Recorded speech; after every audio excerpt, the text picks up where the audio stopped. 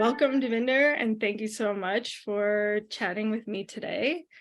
I was hoping maybe we could start off by if you could introduce yourself, and I would love to hear a bit about your personal path towards entrepreneurship. And maybe you can tell us a bit about your restaurant before you get started on that. Absolutely. Thank you so much, Jessica. I really appreciate this opportunity to talk to you. So 30 years ago, I took a flight from India and landed in this beautiful country. And from very first day, I felt the love and the warm embrace of Canadians. And 30 years later, I'm one of the many, many very proud Canadians over here. So along that way, there were many mentors. There were many, let's call them angels, who I was heading in one direction. They would come and say, here, try out this way. And it all helped out. I did start a consulting practice. I'm a CPA by profession. So I started a consulting practice in 2002, actually, with a friend of mine who lives in Dallas, Texas. So, and we've been very fortunate. It has been our very first so-called entrepreneurial endeavor has been a very successful effort, a very successful experience, not just financially, but also professionally and on many fronts. It has been a very fulfilling experience. That's amazing. So you, at the moment, you own a restaurant, a beautiful restaurant named Aiana. Am I pronouncing that correctly? That's just how I've been saying it. Yes, absolutely. Okay. Can you tell us a bit about the inspiration behind that restaurant and maybe describe it a little bit for us? So actually, Aiana is the idea and execution of our executive chef, Raghav Chaudhary, and the last name gives it away. He also happens to be my son. So Jessica, since Raghav was very young, I would say 4 or 5 years old, he was always into cooking. And when he got to a point where he had to make a decision, whether you want to go to, in university, what program, he came up and he said, I want to be an accountant. And that was like, oh yeah, that's, as a father, my ego was on cloud 9, but I thought I knew where his passion was. I said, no, pick the best culinary school in the world and go there and you'll do great. But he still chose to get into accounting. And 3 years later, he comes to me and says, I hate the idea of being a CPA. So then thereafter, he pursued his passion that I think he was always meant to go down that path. And he went to Culinary Institute of America in Napa, California. And he got his degree over there. He worked at several very highly acclaimed restaurants, some of the finest in the world. And so one of his stages was at a restaurant in Sweden called Faviken. So it was ranked, I think, in the top 25 in the world. And so he went there and he did his stage. And as he was heading back from Stockholm to San Francisco, he made a stop over here in Ottawa. And that was my only chance to kind of get him. So I suggested that he look around and see if there's an opportunity in Ottawa. So he did put in his time, and I believe he felt that there was a lack of a finer dining experience in Ottawa. So that is where it all started, and we went ahead and I believe you've been at Aiana. Yeah, I'm holding back a little bit now. I'm like, I'll let you describe it first. That's interesting. I didn't realize that the chef was your son, and so that's really interesting. I wonder how it's been working together. Like, I mean, you can be as honest as you want, but I imagine it has like it's really profound in a lot of ways, and I'm sure it comes with its challenges, but like, how is it working father son? So for the last 20 some years, while I was on my consulting side, I would travel extensively, which took me away from home a lot. But it is really nice to actually work with Raghav, and my younger son also works over there. To work with my sons in the restaurant, it's really very comforting. But I have to be honest, there are days when I'm so ready to, choke them. But that's part of, that's part of this equation. And at the beginning there were more of those days, but Mm. as things are settling down, it's fun. It's a lot of fun, and it's, for me, it's the most rewarding thing that I get to work with my sons. Yeah, that's pretty amazing. So when I went to Aiana, I didn't have any expectations other than just the photos that I had seen, and I really hadn't been out for a nice meal in years because I I visited the restaurant in 2022, I guess. And I just hadn't been out much for some reason in the couple of years prior. We won't talk about it. Wonder why. I wonder why. Yeah. And I was really struck by how much investment in care and attention to detail was put in the space itself. So you could really tell that somebody just with a really strong vision had looked at, like, had really taken that space and made something beautiful out of it. And I say that knowing what it takes to take a space and four walls and do something with it, which wasn't my strong suit when I opened my business. If I had to do it again, I'd maybe hire a designer or something. But I think my first impression was just that I was like awestruck by the love and care that was put into it, from, the choice of cutlery to the lighting to the way that you could see the cooks, the openness of the kitchen and all of that. And I think, like, as the night wore on, I appreciated more and more things about it. The food obviously is amazing. It really shows that the chef has, honed his craft and worked in a lot of great places. I guess my first impression of the menu was like, it was such an homage, and I guess, like, I used the what came to mind was kind of like a love letter to Canadian culture, Canadian multiculturalism. And it was this beautiful blend of, like, the different influences, I think, that we see in the Canadian culinary cuisine and landscape. And I wonder if that was something that was important to you or important to your son or both of you, but kind of wondering what inspired that menu direction.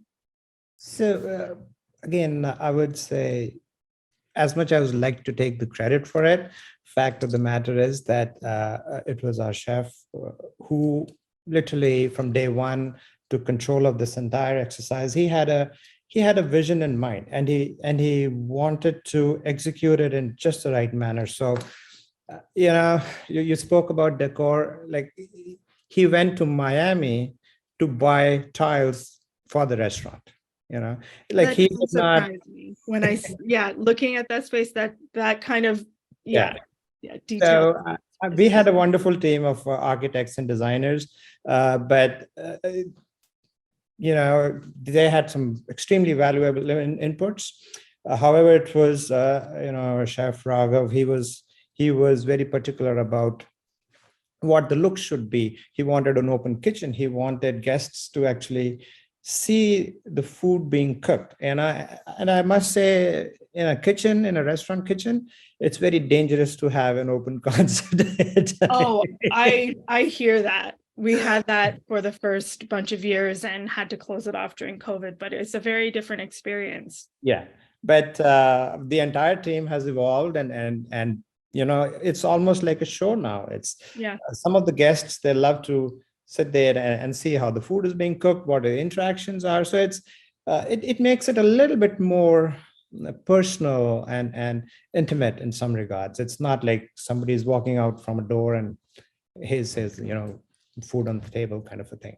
So he has so far been very honest and true to his what his initial vision was.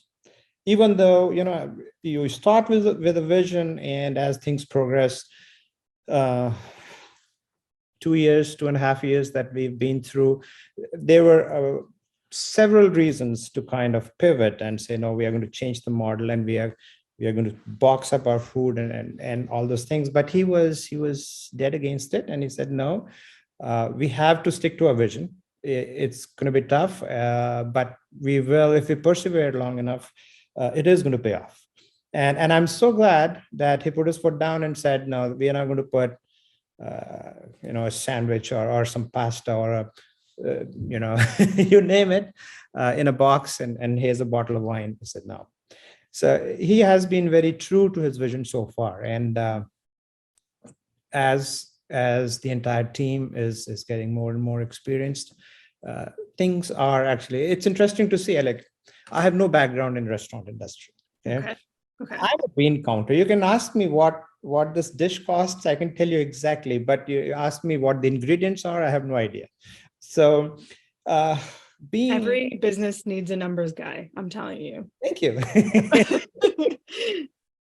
So for me, like, I've been told that you've been in this business for almost 3 years. You cannot call yourself an outsider anymore. But I still feel like I'm an outsider in the sense that every time I go in there, I observe, I learned so much over there. But, over the last 3 years, if I'm not talking to you, I'm thinking of when I first stood at one corner and I saw the entire restaurant as the service was being done.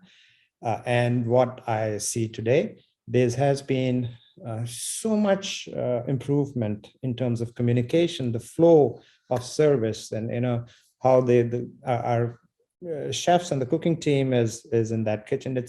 It's very humbling to see progression. It's really nice feeling. I gotta say, it really shows, because when you have an open kitchen and as a customer you can't even really hear anything that's going on, and your servers move kind of quietly and seamlessly through the space, like, you don't, as a customer, you don't feel the chaos of the space. And I know how much is always going on under the surface, and it's nice to get to that point in a business where you've reached like that level of maturity where you've put that investment in all of your systems. And it's amazing how much of how much that matters in a food business, and how much that impacts both your team and the customer experience. Like what you guys are doing and the effort you're investing in, it like really shows, I think. Thank you. I also want to just say about like how much intention is put into your business. Something that was really touching to me, and I had known this going in to having my meal there, but you're one of the few businesses that operates on a no tipping model. Yes. So you don't accept tips from customers. And I knew that going in, but seeing that on the menu, having that messaging and communicated to your customers, and then also having like servers come and sort of explain that and explain why how that has positively impacted them. I had some really nice conversations with your team that day, and I was just left like thinking, this is a really important example. This restaurant is a really important example of where I think our industry should be heading. And I want to say like kudos for you and your team for being leaders in that, because I was genuinely touched by what the server was saying. And we talked a little bit, and he said something like, I never thought I could have a family and work in the food service industry, and I can now because I work here. And that just was really, that was really hopeful for me. That made me feel like I want this restaurant to thrive. I hope that, you can recover from what's obviously been such a hard time. But I was wondering if you could talk a little bit about what led you or your team or the business down that path, because that's a really bold choice. It's not, it is against the flow, I guess, a bit counter to the culture as it is. Yes, Jessica, at the very initial stages when we were planning this entire project, so we had like I had traveled to Europe and other parts of the world where no tipping is expected. It's just something almost unique to Canada and USA. There's something over here that impacts that thing. So my point was that we should not have a tipping model for the simple reason that our team members' financial security should not be subject to our guests' generosity. They should not be looking for, oh, so-and-so is a good tipper, this is a good shift, kind of a thing. So that would take away from the focus on delivering, an elevated level of service. If the concern is, Miss so-and-so is a good tipper, I want that table, and then all the negativity and the competition of all the wrong kind kicks in. So that takes away from what is our primary focus. Absolutely, the one thing that we are here for is to deliver an exceptional service. So we strongly felt that, this was not going to work for us. It was a lot of challenge, I would say, to come up with this, to make this decision, because the rest of the team strongly felt that tipping was the way to go. Everyone understood it. They were going to get whatever the service minimum wage is plus tips. It's not complicated, but that was one thing I kind of put my foot down and I said, no, this is important. And everyone kind of, by everyone, I'm talking about our top management.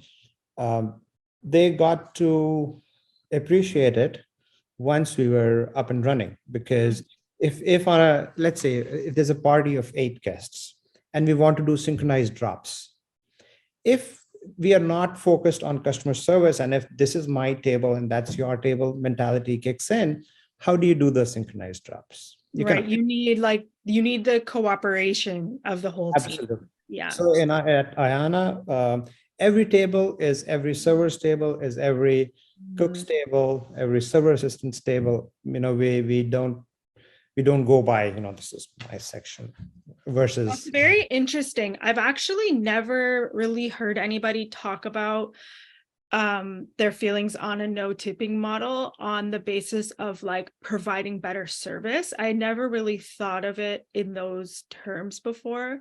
I've mostly heard people talk about it from like an ethical perspective, and like you have as well, but like that's a very interesting point that I hadn't thought of.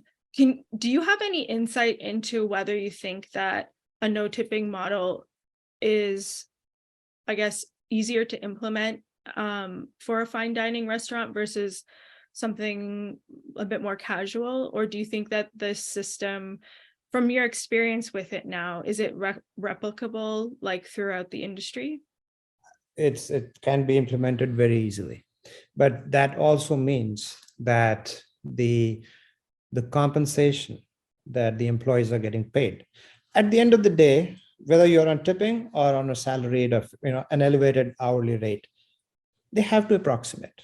If I say, well, I'm going to have no tips and I'm not going to pay my service team or my back of the house team the best salary that position deserves in a city like Ottawa, I'm going to lose talent. It's as simple as that. And the very fact that we've done reasonably well, our industry is notorious for turnover. It's like a revolving door, but we have done extremely well in terms of our talent retention. And I believe our no tipping model has been very critical reason for that. Again, if but just by not having a no tipping model and building in everything, a fully loaded cost, and charging that to our guests, that gives the restaurant resources to to have a healthcare, a health program, insurance. We have a retirement plan where the restaurant contributes up to 50% of whatever employees' contributions are in a year. So that's wild. I honestly don't know if I've ever heard of a restaurant that has that available. And it's like very inspiring because I hope to retire someday. but see, just fact of the matter is, this is Canada, and we are a rich country. We are a G7 country. Anyone who's working 40 hours a week should not be looking for another job. I strongly feel that way. And we must work towards it. Like, why is it okay for a server to be paid, I don't know what, a 15.50 an hour, which is a big leap from what it used to be, get paid $15, and now they are really looking at the door and seeing who's coming in, and, oh, am I going to get this table? Is this person going to leave a good tip? The person might be in a very bad mood and might, or just be not a good tipper for that matter. So how can that person, that service staff, plan their life? How can they figure out, this is my monthly rent, these are my bills, without the certainty that, every 2 weeks, I'm going to get my, whatever that number is, 3,000, 2,000, 4,000, whatever that number is. Okay. That gives them the stability, the peace of mind. And that is only when any person, like if I didn't have that financial stability in any field that I were in, I would not be giving my 100%, not by choice, but just because I would have other worries on my mind. So I think it's very important. Like our team, that they know they're going to have this 8.5-hour shift, and at the end of 2 weeks, this is the amount after taxes that they're getting. And speaking of ethical, I think all this is kind of ethical in many regards. I think we should not, as a country, as a society, just give up on a certain segment. It's easy to view people in restaurant industry as, they're here just for a little while. I'm going to college, I'm going to university, I'm going to work 3 evenings a week or whatever it is. Yes, there's a lot of that, but there are also, I have met numerous professionals. Believe me, I mean, you put 3 glasses of wine on a tray or a cocktail on a tray and tell me to walk 20 yards to a table. Can't do it. I cannot do it. Same. Okay. No, I hear you, because I come across people all the time. Like I have several staff who've been with me for 5 or more years who they want to do this as a profession. They're good at it, right? Absolutely. It takes a lot of skill and dedication to be able to talk to people all day long with a smile, with care. Like that type of care and service work is really good. Like it's really good work, and it's really hard, but we need to find ways to make it a career, like a sustainable career for people. And so, yeah, I think I might have cut you off there, but no. And I tell you, we have around 20, give or take 20 employees. And out of them, there are at least 8 or 9 who've been in this industry for the last 10 years. So they're not high school, college, university students who are working shift here or there. So these are people who have dedicated their lives to this profession, and they are professionals by all means. I mean, if somebody walks in and says, I want to have cod, and which wine is going to pair well with that, it takes a lot of knowledge, education, study, and practice to actually come up with a suggestion. Unless you're talking to me, I'll yeah, people can sniff you out when you're like trying to pretend like you know what you're doing. Absolutely. So I'm curious, like you said that your retention and stuff was quite good because of this. And if it's okay, I want to spend a little more time talking about this, because I feel like this, the tipping model is it's such a polarizing issue, and it's a bit complicated because we have to look at like how to cost this out, and we have to make calculations about what people are willing to pay, what kind of price tag they're willing to, to handle, I guess, on their menu and or on their bill. And like I just wonder, like, with regards to recruitment, is this a draw for people, or do they have to get used to it, or does it take time for people to get used to it? Like, I'm curious to know whether people are excited about a no tipping model when they come to you. It's really interesting that you bring it up. Initially, I thought that it was a no-brainer. Why would anyone want the uncertainty versus here's a regular paycheck?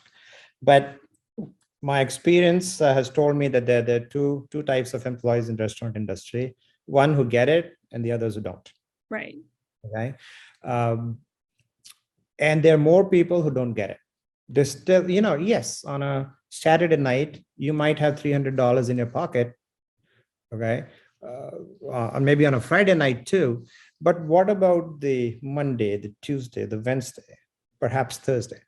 Right. It's very easy to remember. You come out here, $200 or $300 in your pocket. Somebody says, you made good tips. Yeah, I made $400. It's just, so you're just talking yourself up. And it's all cash, not reported anywhere to the government agencies. You cannot take a loan against it. No bank is going to even offer you a credit card because not reported in the adequate information, income in your tax returns. And it's cash rich for a few nights. But in the morning, what happens on a Monday morning when you've had this cash in your wallet and you've seen people have a good time, so you want to go out there and have a good time too, and it's just cash flowing out of your pocket. So, and that this generalization, I strongly believe I'm not looking down or I'm not being judgmental over here, but this is what I have observed in this industry. I think we need to formalize this industry a little bit more. We should have, in high school, I have not met a single high schooler who said, when I grow up, I want to be a som or I want to be a chef. I have not met many. And even those few that who do want a profession in this field, in Ottawa, where are you going to go? Algonquin College? For your hotel management and hospitality thing, they're not becoming line cooks or not so much. And cordon bleu. And both these programs, and I'm sorry to say, it's a matter of fact, more than 90% of the students are international students. And perhaps these are some of the easier programs to get into, to make to get PR into Canada. Maybe a university program might be more expensive or difficult to get into. So we need more programs that actually are targeted towards whether it's culinary arts or you name it. I do not know of any program in Ottawa that trains servers. Why not? We have, I don't know, let's say 400 restaurants in Ottawa.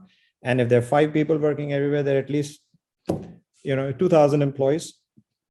And with retirement and everything else, I think we need government to look at this field as a profession, certify them, put in the resources. Now the things have changed a little bit, but last year this time it was tough to find an employee who wanted to work in restaurant. I don't know what happened. Yeah. Even with the perks that you offer and everything. Yeah. It sounds like your analysis or your take on this is that it's like there are deep cultural issues that are at play here, in which our jobs are not seen as professional jobs, and in a lot of cases they're not. So like there is still like a lot of low wage work in the industry. But I think if you look at a lot of good independent businesses and fine dining restaurants, like there is a lot of potential there for a professional track. But from different levels of government and the educational institutions, we somehow have to find a way to like communicate that and like show people what the path is that they can take. Absolutely. Yeah, I agree with you that the issue is like more complicated than just individual employers offering good jobs. I think that's like the base, that's like the foundation of, and that's like a necessary step. But I do agree that there are a lot of cultural shifts that I think need to take place. And one of those, I think, includes consumers understanding that, you know, service needs to be built into the pricing model. Yes, and I must confess, some of the guests who are unaware of service being included in our prices, when they look at the menu, they get a sticker shock. But Yeah. if you knock out that 20, 25, 24%, whatever an average tip is, the prices are quite fair. They're not as steep as they look. And I get it, like from a business person's point of view, you don't want to scare your guests away. You want to give them reasons to be at your establishment. And that is perhaps one of the reasons why other restaurants are reluctant to even look at this option. And just the other day, I met one of the restaurateurs, very well known and a very well reputed restaurant in our area. And you know, he told me that they really appreciated our model of no tipping and this and that. And his thing was, he said, I'm observing. I want you to succeed so that we can implement this. Oh, that's so interesting. It's funny. I was actually as my last question, I wanted to ask you about whether other restaurateurs have given you feedback on this. And that is so fascinating and a little bit unfair that they're that they're waiting to see whether, you know, this works out for you. But that's so interesting. It actually, being where we are in downtown, so we had our share of challenges over and above just pandemic, with the workforce, government workforce, not being that eager to come back to downtown. So just now, here's the accountant in me that comes out. So if we have salaried employees, and if let's say my daily payroll is $4,000, whether I have 40 guests or 100 guests, my salary expense is the same. So once the bill, if you're doing a lot of high volume, salaried is wonderful. Like your labor cost really drops down to manageable levels. But if your volume is not there for whatever reason, that becomes a challenge. And I promised that gentleman, I said, we are still working towards the target, towards what our financial goals are. The day I get there, I'm going to reach out to him and say, yes, it works. And here are my financial statements. You can have a look at them. So he's a good friend. So people are looking at you and admiring what you're doing, but it does take a bit of a leap to be the one that does it. And I think that to speak a little bit more to the cultural issues that are at play here, I think that like when you only have one or two restaurants or like a couple notable restaurants that are doing this, consumers don't get used to it. And I think it really does take a certain critical mass of people who are willing to take that leap to really get it in people's minds that this is a viable option. You're not actually paying more. Like my bill at the end of the day when I ate at your restaurant was not more than what I would have paid at a comparable restaurant. It's just that what it said on the menu was the price I ended up paying, and I didn't have to, so it does take more people. I hope this person takes that leap. Yes, I'm sure. I think we just need to get to that point, prove it. And I'm confident that it's so simple. You don't have to worry about so many things if you don't have this tipping factor involved in there. As an owner, you're taking a higher financial risk where you're committing yourself to a higher expense and hoping and anticipating that the volume would justify that part. And I think if it works for in the rest of the world, why What's not? going on here, Canada? Yeah. Seriously. And I think it's good. It seems like you're seeing it as an investment in your team and in your restaurant, and that's something that you're thinking more long term, that this has a long-term impact of better service retention. And I hope that you do see that. well, thank you so much. I really appreciate it. Yeah.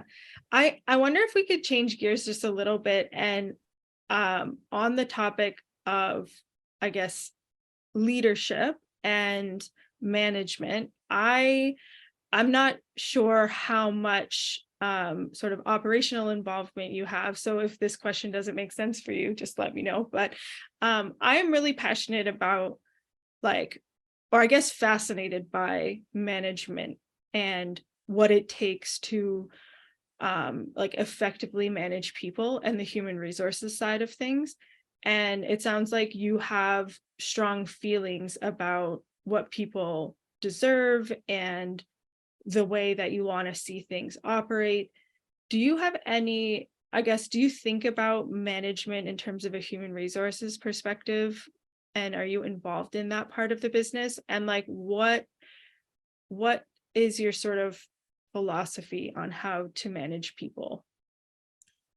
So we have a really nice management team in place. We have a general manager, Robert Lemu. He has 35 years of experience, doing great. We have another daytime manager, again 25 plus years of experience. Our chef is managing back of the house extremely well, and I'm there. And as an owner, no matter how indifferent you want to be, you're never indifferent, right? You're looking at something and you're deciding, or you're kind of planning the next step or whatever it is. But when it comes to HR, for the most part, I deal with it. It's just because what the model that we're trying to bring in, the kind of caliber and the mindset that we're trying to bring in, is not in huge supply. So it as I said, there was a challenge, not anymore right now, where we wanted to have team members who understand what we are trying to do over here, and be part of something different, and not be, the moment you said, this is your salary per year, I saw so many people, they just lost me. They could not figure it out. They were more used to, you'll have so many hours a week, and then whatever tips you can make, $1,000 or whatever it is. So that was kind of important to kind of bring in the right kind of people. And we made our good decisions and not so good decisions. But as you might know, we also are a living wage employer. Mm-hmm. So from the least paid person in our restaurant makes $19.60 an hour or more, which again enables us to really get well talented people over there. Mm-hmm. In terms of the approach, I think philosophy and all those words, they kind of sound a bit too big for me. I think one of the measures of success of Aiana would be like, how happy are our team members? Mm-hmm. Not everyone will be happy all the time, but we need to continue to work towards it, where our we need to put together a rewarding work environment, where every team member is inspired to reach the zenith of their professionalism, or their professional growth. For that, again, the huge factor is how you compensate them. The second factor is what kind of is that a workplace a positive workplace or not, and how can we make it positive? I think if we deal everyone with respect, irrespective of their position, because respect should not be subject to a position. Mm-hmm. Respect is a given thing. I think we can that makes a huge difference. Mm-hmm. We really want our team members to retire at Aiana. Yeah, just come here, be part of the family, and together, if we can bring in a very special culinary experience to Ottawa, which I hope and I do believe that we are offering something that's very interesting, to say the least. What more can you ask for? I love that you have the vision of retirement built into your business, because I think that that sets a specific tone of like, we want and we expect people to stay here for years and years and even decades. And I think when that's your goal, you are inclined to, like, I guess, keep your like take the pulse of the business, like, all the time, to really have your what I'm trying to say is, like, yeah, I guess, develop those connections with people, and so that you know where they are, you know where they are in their job satisfaction, and you actually are valuing job satisfaction as like an important part of your business. Absolutely. And yeah, just the fact that you have people there who are saving up for their retirement is like really incredible. And fact be told, Jessica, it is our team members. It's our team members who transform a room into a warm and hospitable place. Where friends and families come and they make memories. It's important that our team members be in a happy state of mind, because all of us can read to one extent or the other, right? If the server is not happy, and even they're professional and they're putting up a brave face, I think it does become obvious after a certain point. And especially when it comes to a restaurant where you're serving meals, if the food is made with love and respect and concern, and it is served with equal love and concern for the guests' preferences and whatever else, I think it does make a difference. I don't know what the chemistry is behind it, but it does make a difference. Well, every business needs somebody who knows the chemistry of how to cook, and every business needs somebody who knows how to do math. And I think that it sounds like you guys have a really great like set and variety of skills in your business. Thank you. So I know that we've spoken a lot now about sort of what's been good and what motivates you, and I'm wondering, so for people who don't know, your business is located in downtown Ottawa, right in the core of downtown, which when you opened, I assume you had a very different vision of what that part of our city would look like. And for anybody outside of Ottawa who doesn't know this, with public servants not returning back to work fully, a lot of businesses have been struggling to figure out, who are my customers now, and how will we sustain the volume that we need in our businesses? And that's been a real tricky part of figuring out, this next phase of post-pandemic, I guess, era.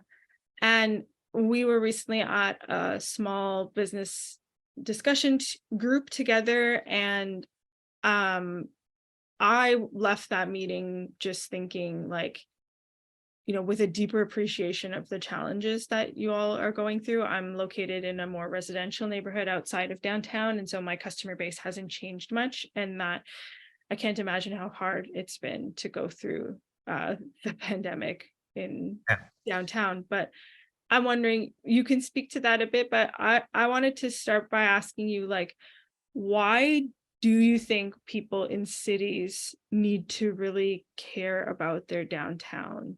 And why do we not want to give up on downtown Ottawa and just say, businesses should pack up and move? Because I don't think that's not what I want, but I'm curious to hear, like, why you think we should all work to protect this part of our city.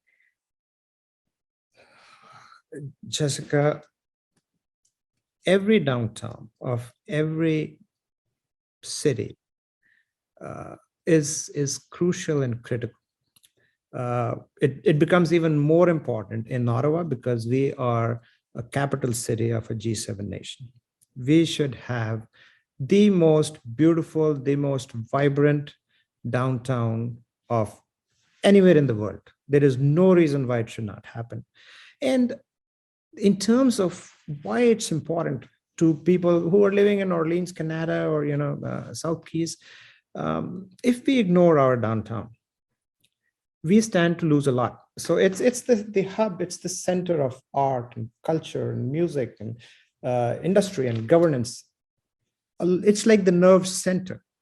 Mm-hmm. And as they say, the rot starts at the core. If our downtown core becomes something like what the Detroit of 1990s or many other cities in US, I think we will lose out on tourism, which is a big part of our city's revenue stream. Talk about the hotels that are going to lose out on it. If the problems of, let's say, Byward Market area, they spread onto the west side of the downtown core, how many tourists are going to come here? Why would they come here? Parliament is the most photographed building in our city. That tells you that it's heavily driven by tourism.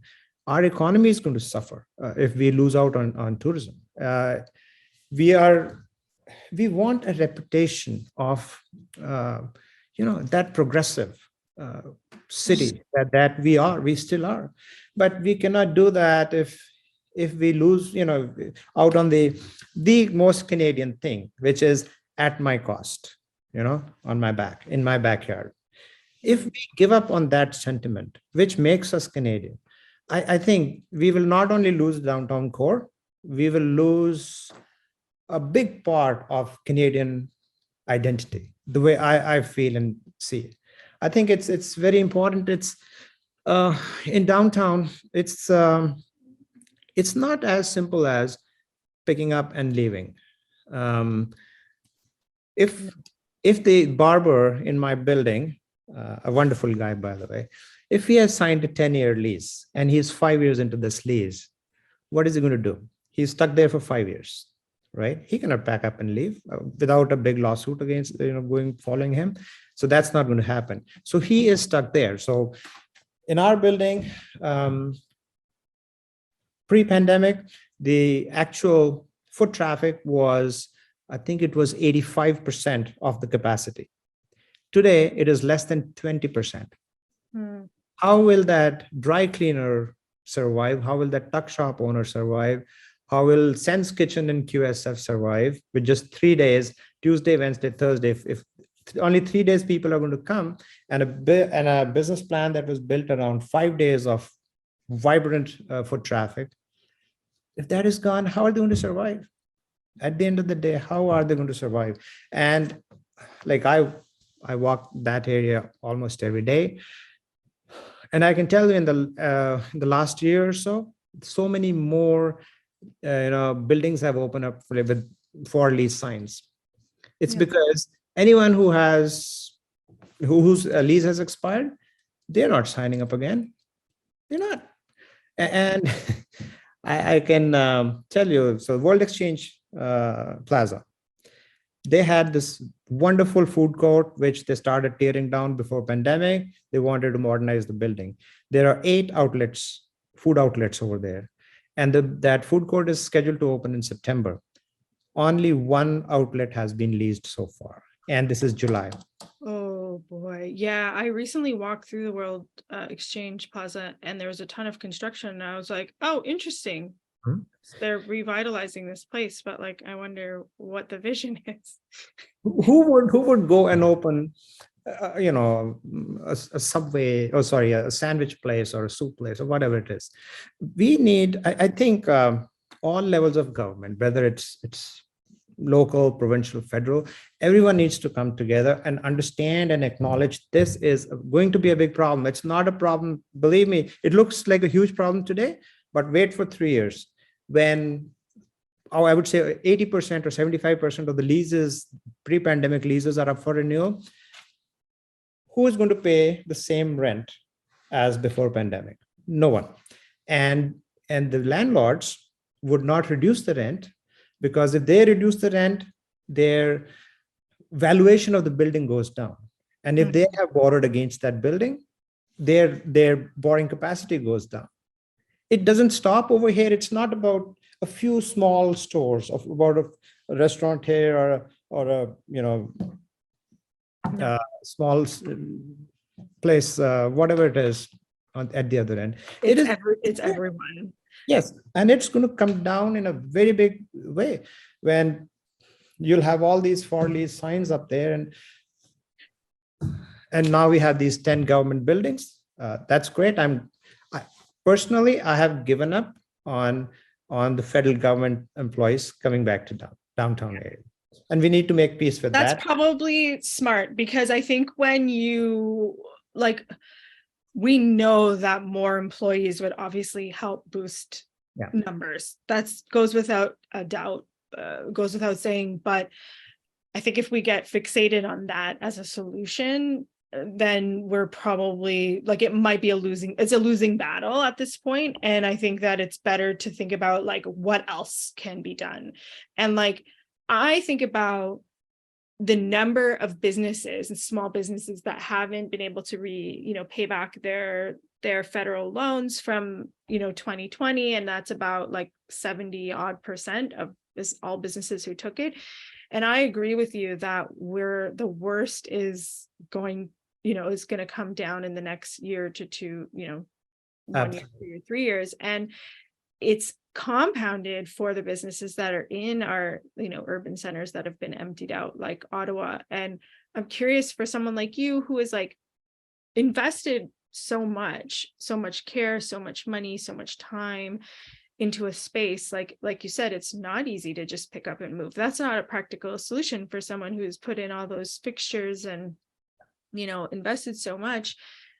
I mean, I don't know if you want to speak to the loan forgiveness, but that's a big point that a lot of business groups right now are pretty unanimous on advocating for some loan deferral from the federal government or forgiveness. But that's one area where I see government can tangibly do something right now. But I also just wonder, more systemically,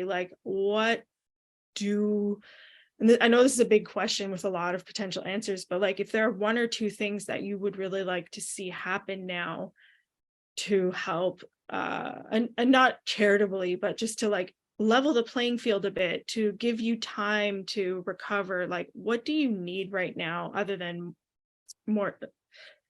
I know we all need more customers to walk through the doors, but what role can government play, I guess, for you? I think definitely the loans that were given by federal government at the onset in 2020. I think, yes, I've heard stretch it out another 3 years, but I strongly feel that those loans should be forgiven. They should be written off, because that a $20,000 or a $60,000 loan does not justify for the loss of income for 2.5, 3 years, and the absolute abandonment, almost absolute abandonment of downtown core. And even for the businesses that are outside of downtown core, I don't want to just get boxed into this downtown core. Every small business, no matter where they were, to say that, well, we paid you $60,000 and we didn't pay you. Actually, we just loaned you, but we forced you to remain closed for whatever number of months. That is not an adequate compensation. By no means it is. I strongly feel that the entire industry must campaign for just a write-off, at least that alone will prevent, I don't know how many hundreds of bankruptcies. Think of a small business, no matter where that business is. If they have to pay $60,000 on December 31st, how many of them are going to go bankrupt? How many of them have $50,000, $60,000 sitting in the bank just in case? It doesn't happen. It doesn't work like that. Yep. But coming back to downtown core, I think we need we need government, especially the local government in this case, to expedite whether it is, the permits or licenses, whatever, for conversion of these buildings from offices to residential accommodations. And it's not that we need just the high-end apartments that are $1 million apartments. I think we have a major problem with homelessness, with a shortage of affordable housing. I would say convert all of them into affordable housing. Let's bring people, let's give them a roof, stay there and be part of that fabric. We cannot say that there's going to be a small little corner where we'll tuck away a certain segment of the society. It doesn't work like that. We are Canada. We are a fabric, and our neighborhoods should reflect that fact. So convert, that addresses the homelessness issue. That would address mental health issues in many cases, where when people don't have a home, I would go crazy. If I had to sleep on the street, it'll take me 24 hours to go crazy. Yeah. So there's a lot going on that can be taken care of. I think we should bring in technology hubs, incubation hubs. Take a building and encourage innovation, encourage enterprise, encourage that spirit to be number one, to be the best. We don't hear about all those things. When was the last ambition? You're talking about ambition here. Let's go ahead and let the government fund and finance these incubation hubs and encourage research and development, whether it's high tech, whether it's filmmaking. We have a very vibrant filmmaking community in Ottawa, right, that nobody speaks about. So essentially it's like, how do we get people into housing, and how do we sort of stimulate the growth of industries in downtown, in an urban center? I agree with you that, like, we need more people there who are not just working but also living. Exactly. And we need to make it easier for people to get to downtown, and we need to give them reasons to get to downtown. Most of the times it doesn't run, but whenever LRT runs, it should be free. Yeah. Just give up, here, if I'm an employee working from home and I live in Orleans, why would I pay $7-10 or whatever the fare is to go to downtown and not even know whether it's working or not? Or if I'm driving, I have to pay $35-40 for parking. I think the local government, our municipal government, should make public transit free, and street parking should be free. Give a reason for people to just come in there. Don't think twice. I can park as long as the sign says you can park here, go home. You don't need to worry about getting a $40 or $70 ticket. These are small little things. Make it easier. Yeah. And whether we miss out on that local revenue, the municipal revenue, by giving away parking for free, or down the road, we handle bigger problems where, whether it is, reduced property taxes from downtown, or higher expense on mental health care, or whatever it is. I think we should try to stop the problem at the front end rather than taking care of the consequences down the road, where that would be very, very tragic. And it'll cost a lot more to revive the downtown core after 5 years. Today, it can be easily done. It is within our means and resources. It's only that everyone needs to focus on it and understand that it's not just about 10 businesses jumping up and down and saying, oh my God, kind of a thing. It's a lot more than that. Well, Devinder, I hope you have had a chance to have FaceTime with some elected officials, because I think that you provide a really clear vision for what is needed. And I appreciate that you're thinking about these issues more broadly than just, what do I need? Even though, of course, that's important, but that you're thinking about the downtown and the city as like the connections between all of those things, and that we all need each other in order to thrive. It's very refreshing to hear like such a progressive and caring perspective, because I don't know about you, but like, I don't know, it's just our peers, like everyone, it's a mixed bag. But when I hear like another restaurant owner who just kind of understands that like taking care of people is like an investment in your own business, that you're leading with your ethics and that you're advocating for a city that works for everyone, like it's just, somebody give this man a platform. I'm like, I hope that I hope you're in some good high level meetings these days. I've been very fortunate and a very proud member of Ottawa Board of Trade. Good. So I didn't realize that. yeah, so I've had my share of platforms, and I'm very grateful to everyone. Everyone is very well-meaning. Everyone understands these issues. Now, understanding phase is over. Now we need to do Let's something. do it. Yes, I know, right? It's like, let's act. I'm so like, we're in the same city. We both love the city. I want to see something great happen for, our businesses, for everybody, for tourism. Like, I am afraid genuinely of just the thought of tourists coming to downtown Ottawa and not seeing any independent businesses, not seeing who we are. It like makes me sad. It makes me worried. Like, I want them to see Aiana and go, oh, wow, like Ottawa's a cool place. And we need the Aianas in this city to show this, not, our also, locals, but like, I think about where you are relative to, Parliament, like you're a hop and a skip from there. And like, that's what I want people to see. I don't want them to see a big chain. Like, so Absolutely. I'm here, I really just hope that things come through for you, because it's important. It's important that you're here. Thank you so much, Jess. I really appreciate the sentiment. Thank you. Yeah. And maybe we could just wrap up, because I've taken a lot of your time, but before I let you go, is there anything that you want to promote while I have you? Is there anything people should get excited about Aiana? I think I've been promoting everything from my first word.